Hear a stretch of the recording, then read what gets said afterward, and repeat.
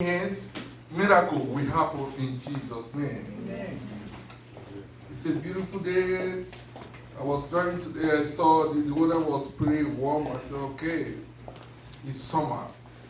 God owns the season. Ecclesiastes chapter 3, he said it's time for everything, it's time for the sun to shine, time for winter. Praise the Lord. Hallelujah. They said, thunder before us, rebuild again. When you see the word rebuild, it means something was on before a building was, but to rebuild again. There's one thing to build, I can say go build, but there's something, or rather another thing to say, you build again. Amen. Father God, even as your word is about to come forth, grant us understanding. Let our hearts be receptive to your word. In the mighty name of Jesus. Amen. Every spirit that will hinder the word of God from us, every birth that will try to take the word of God from us, we rebuke, we reject in the mighty name of Jesus. Amen. Let this word that will come forth heal your children. Amen. Let the word bless your children.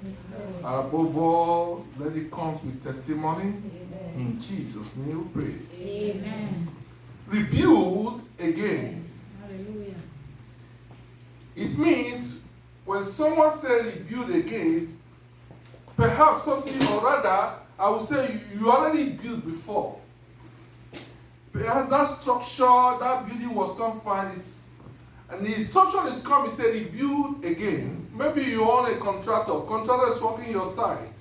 You are not satisfied with the structure the contractor laid.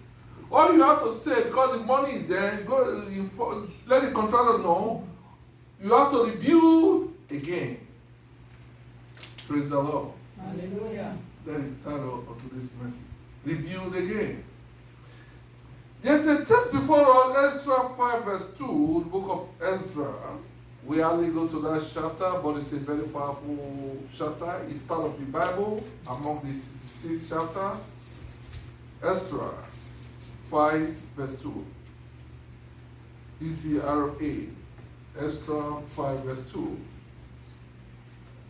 And the matter of fact, it's a very lengthy one, but I'm just going to be picking just a verse to read. Praise the Lord. I'm going to read from 2. I might even extend it to 3 or more. Then rose up Zerubbabel, the son of Shealtiel, and Joshua, the son of Zad, and began to build the house of God which is at Jerusalem, and with them be a prophet of God helping them. And at the same time, verse 3, came to them Tanea, governor, beside the river. I'm going to pause there. I'm going to explain in details. Because perhaps you've not read that place before, but when you pay attention, you're going to catch the word of God. Amen. So rebuild again. Said there was a certain man that we are building the house of God. In this dispensation, this place of worship is called church. In some places, even the Jews, they have different places. Some people call it temple. They are building God's house, building the temple of God. As they were building, there was a certain governor get the instruction, says stop building. As a matter of fact, when a power from authority comes for says stop building, or the minimum of the church, church should not exceed 10 or 15, you have no choice than to obey. As a matter of fact, the province of Ontario said we should not exceed 10. As of 2 weeks ago, or a month ago, we have no other option. We didn't go to fasting and prayer to pray. The Bible says you should obey authority according to 1 Timothy. We obey. We said we have to maintain time. This governor had given instruction. He said you have to stop building.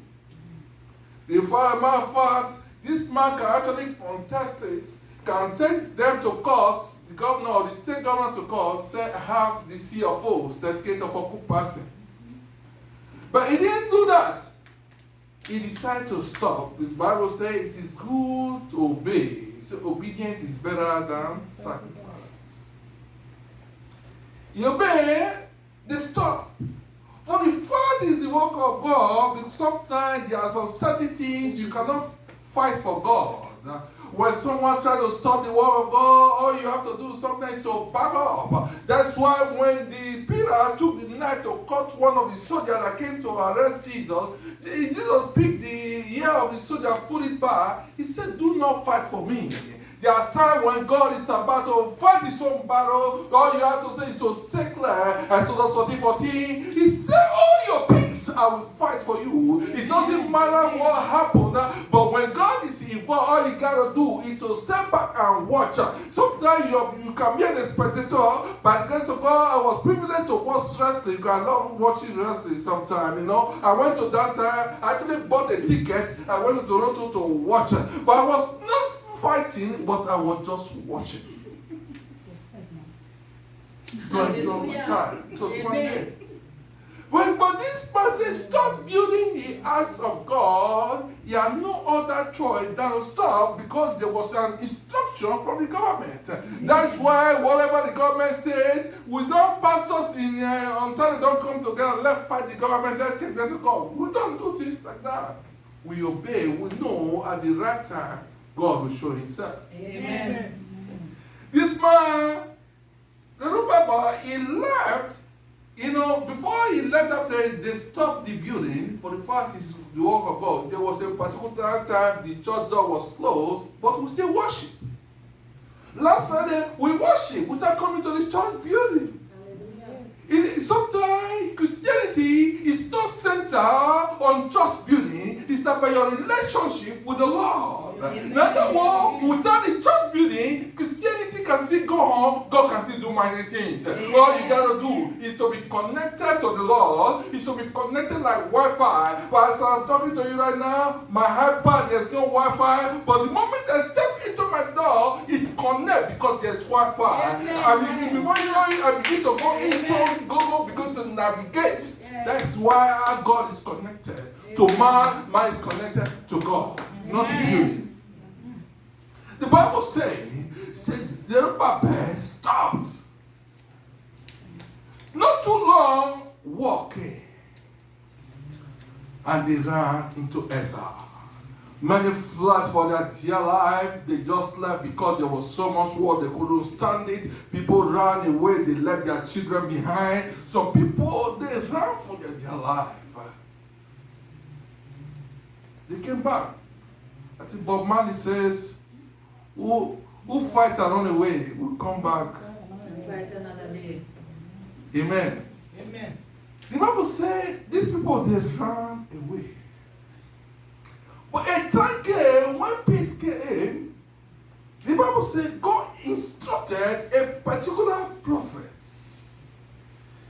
He said, informs, that was Prophet Zechariah. He said, inform Zerubbabel, it is time to rebuild. It means there was a building before they stopped. He said, right now you have to rebuild. Now you have to start, remove the old ones. Because sometimes when you abandon some project, it becomes dilapidated. All this building begins to collapse on this side because you left the building for a very long time. He said, but all you got to do, don't look up to the old building, the old blocks, forget about the blocks. Get some bricklayers. Get to work right now and rebuild again. Amen. I don't know what you have abandoned before now. I want to let you know it is time to rebuild. A lot of folks, they have abandoned some projects. I'm going to do this in this year 2021. Or perhaps it was 5 years ago. There are some certain things you left. You were doing it halfway. You went back. You said because the money was not there. Those things have become my brother's project. I want you to know, I want you to believe with God all things are possible. But all you got to do is to just listen to the voice of God. If the man, the Zerubbabel didn't listen to the servants of God, it would have still be there. The building will just be there collapsing. But God work must move on. I want you to know God is about to do something great in your life. There are some certain things you have told yourself, I would have done this so time, but the money was not available. I would have done this particular time, but there was no instrument to do it. I want you to know it is time for you to get up. It is time for you to rebuild. It is time for you to say, it is is my time. The Bible said in Psalm 2 verse 12, it said time will come, it said God will have mercy upon Zion. It said this is the set time to favor Zion is now. I want to let you know, to announce to you, the time to favor you, it is now. Amen. Amen. Amen. Psalm 102 verse 13. The man believed, they began to build. In other words, there are people that had dreams. People that say had vision. Habakkuk chapter 2, 1 to 2 there, he said, write down your vision. He said, make it plain. He said, run with your vision. He didn't say just write it and just relax. He said, run with it. There are some folks that abandon their vision. Some of us would have been in a greater place, but we have limited ourselves because we are looking at the resources and forget about the source. The Bible says, when the fish is connected to the sea, because that is the source of living, they will live. God is our source. The resources comes from the source. Don't look at the resources, whether they are valuable or not. Look at the source. He said that trust in the Lord, God will never forsake them. But those that trusted in chariot and horse, he said, their strength will fail. Amen. No wonder Matthew chapter 6, he said, seek God first, every other things will be added unto you. Amen. Hallelujah. Can someone clap for Jesus? Hallelujah. He said, believe, do not allow anything to abort your dream. Some folks, you have dreams to become this. Some people, because I wish I knew, I would have done it when I was young. And then God is not working with age. The Bible says at the age of Joshua was 81 years. He said his eyes were not dim. In other words, Joshua did not use glasses. He said when this people, Moses was so old, the Bible said he was just using that rod. The rod was not to keep me strong because it was a shepherd rod. However, his eyes were not dim. Say, no matter your age, it is not about age, whether you are 30, 40, 50, it can be now. Amen. Some people, they say in the world, the people say, a fool at 40 is a fool forever. I disagree. Some years ago, they invited me to one church. I was one of those ministers to pray for a church. A pastor was celebrating birthday. He's a younger pastor, but older in the ministry, but younger in age. He was celebrating 40th birthday. And when they gave me the mic, I began to release prophecy. I began to prophesy, declare the word of God. I said the word says, a fool at 40 is a fool forever. I said your life just began. Amen. He said, this year, your life is about to be, you are about to be promoted. You are about to go higher. It doesn't matter whether you are 50, 60, 70 years old. God can still do something great in your life. Amen. God is not moved by your present situation. He's not moved by the way you look. He's not moved by what you have right now. If God say yes, no one can say no. The choir was singing, he said, when God say yes, no one can say no. Hallelujah. No one can say no. All you got to do to trust the Lord. Don't say because I'm already 75, I'm already 80, I already missed it, it doesn't matter. God can still do something great. God can still give you that visionary height as a visionary leader to begin to see some certain things. I want to let you know, do not allow your dream to die. Amen. As a matter of fact, no dreams die. They say the person is no more. But some folks, even though they are still living, they allow their dream to die. Nelson Mandela, who said they need freedom. Amen. They said the only way to destroy their vision, the only way to destroy their dream is to put him behind the bar. For 27 years, Nelson Mandela was kept in prison. But prison did not take away the dream. When he left the prison after 27 years, he became the president of South Africa. Because if God be for us, there's nothing God cannot do. Sometimes your dreams can attract enemies. The moment you reveal your dream, you can attract enemies. Martin Luther King dreamt. He said, I have a dream. They shot him dead, but his dream did not die. But today, a black man was the president of the U.S. some years ago. But today, we have blacks as senators. We have blacks as governors in the United States. Because someone said, I have a dream. Amen. Amen. did not die. Yes. He may not be alive, but his dream is still awake. The dream is still moving. Don't be Amen. moved. Amen. In Genesis chapter 23, when you read from 23 there, or the Genesis 7, when you read from 23 to 33, they say this man had a dream, Joseph. He told his brothers that you are going to be under me to serve, you are going to serve me. I'm going to be the greatest in this family. I want to let you know one thing, whether you decide to be, when you make your mind or inform your family members, say you are going to be the greatest, they are not going to be happy about that. Amen. That's just one thing. Everyone wants to make it in life. Yes. Everyone, no one wants to serve, no everyone wants to be leaders at the same time. I remember he told them, I have a dream and I'm going to succeed, but look at what happened. The same man, because they want to destroy his dream. No wonder the Bible says you can kill the flesh, but you cannot kill the spirit. What they did, they took this guy, they put it in the pit. When they put it in the pit, they killed one animal and painted their cutlass. The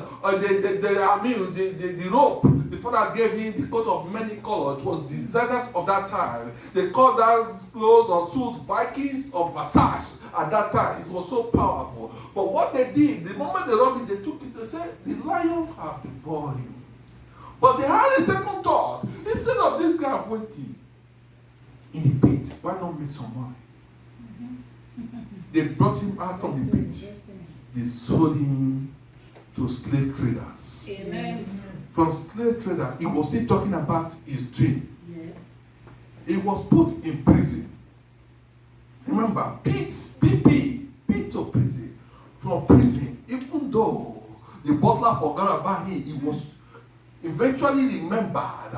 The Bible said he became the prime minister of Egypt, the position that never existed in Egypt. At that time, from pit to prison, from prison to prison, just because of the dream. I want to let you know, no matter what the enemy has done, you will succeed in life. I declare that you will succeed in life. No one will take your dream from you. It is time for you to rebuild. It is time for you to rebuild no matter what the enemy has said. People thought you cannot do it. People still look at you and say, no, who is going to marry you?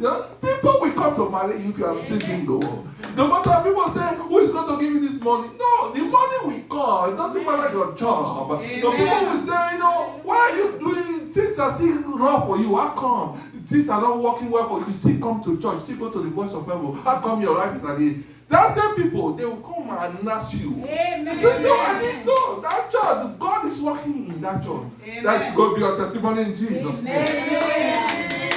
That's going to be your testimony in Jesus' name. Amen. There's nothing God cannot do. All you gotta do is to ask God for the strength. Amen. Sometimes, no wonder the songwriter said, let the weak say, I am strong. Amen. Let the sick say, I'm healed. Why the Bible says in Nehemiah chapter 8, verse 10, it said, let the saint say, the Lord is my strength. Even when your strength fails you, you think you are so weak, you all need to profess, you need to confess that word. The Lord is my strength. Amen. Hallelujah. And God will begin to do mighty things in your life. Amen. Start to review those things you've learned before. Some people have ideas. I would have purchased that house many years ago. Right now my credit is not good. It's not nothing to do with your credit. Amen. Get up and say this year before the year starts out, I'm going to look for a market broker, or rather I'm going to look for someone, realtors, someone to put me through. I'm going to rebuild that house I left in my country before coming. That project I didn't finish, I'm going to finish them. Because the Bible says, rebuild now. Amen. It's time to rebuild. Don't allow those things you abandon you. Amen. Hallelujah. You have to resurface again. Do you know that there are things you left back home, you build the electric? People they are happy celebrating you not come back. They don't want you to come back alive. Show up! Don't tell them you are buying a ticket. Arrive. Amen. Maybe it's Jamaica, arrive. Yes. Is that? You are back? I came to possess my possession. Amen. Because it is your money. Oh, yes. There are things. It's not sometimes there are some people related to you, they don't want you to come back again. They thought you have forgotten, you have abandoned.